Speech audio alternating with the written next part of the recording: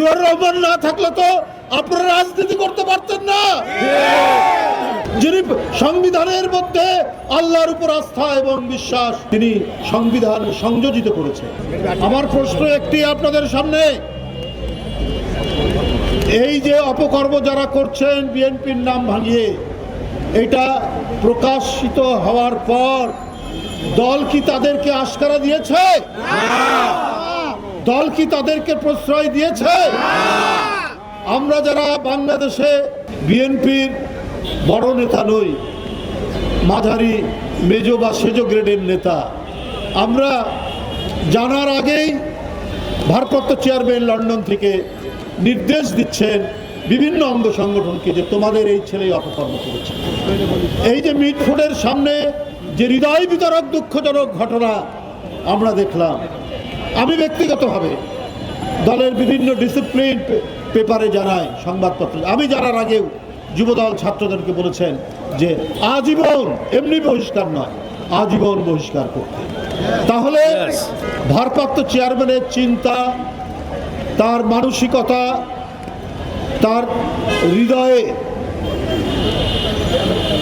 গণতন্ত্রের যে চেতনা, কোনো দুষ্কৃতিকারী এই দলে থাকবে না, কিন্তু তারই বহুতা।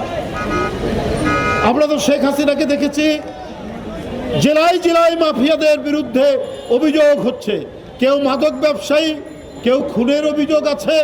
এই সমস্ত নাটোর, যশোর, নারায়ণগঞ্জ, কক্সবাজার, তাদের বিরুদ্ধে অভিযোগ হলে শেখ হাসিনা পার্লামেন্টের মধ্যে তাদেরকে আশকারা দিতেন, তাদেরকে প্রোটেকশন দিতেন।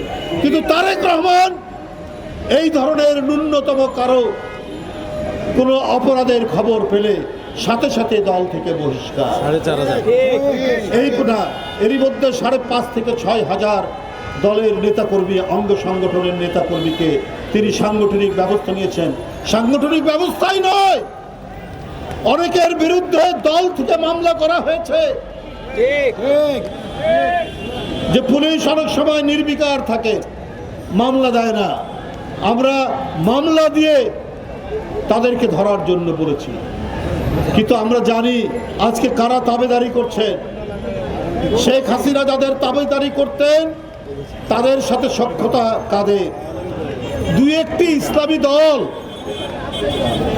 আজকে এটাকে মার্কেটিং করার চেষ্টা করছে। কিন্তু তাদের বলি, জিয়াউর রহমান না থাকলে তো আপনারা রাজনীতি করতে পারতেন না। যে জিয়াউর রহমান সংবিধানের মধ্যে আল্লাহর নাম বিসমিল্লাহির রহমানির রহিম সংযোজন করেছে, যিনি সংবিধানের মধ্যে আল্লাহর উপর আস্থা এবং বিশ্বাস, তিনি সংবিধান সংযোজিত করেছে, সেই ব্যক্তির দল বিএনপি, যার নেতৃত্ব দেশনেত্রী বেগম খালেদা জিয়া দিয়েছে, যার নেতা ভারপ্রাপ্ত চেয়ারম্যান তারেক রহমান। আপনারা নানা কায়দায়, নানাভাবে অপপ্রচার দিয়ে আপনি সত্য লুকানোর চেষ্টা করবেন।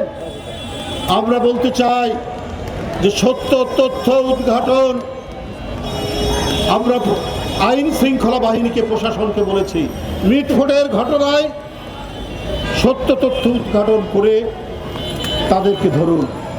বন্ধুরা, একটা প্রশ্ন, একটা বড় ধরনের প্রশ্ন, যে বুধবারের দিন ঘটনা ভাইরাল হলো কি করে শুক্রবারে? এটা কারা ধারণ করেছেন? এটা কারা এই কাজ করছেন? এটা নিশ্চয়ই রাষ্ট্রের অত্যন্ত গভীরে অথবা এমন ব্যক্তিরা করছেন যাদের সাথে আন্তর্জাতিক কোনো শক্তির সম্পর্ক রয়েছে। 5ই আগস্টের পর একটি ইসলামী দলের নেতা বলেছেন, আমরা আওয়ামী লীগকে ক্ষমা করে দেব, আমরা পার্শ্ববর্তী দেশ ভারতের সাথে সম্পর্ক উন্নয়ন করব। আমরা কি সেইটার কি আলামত দেখছি?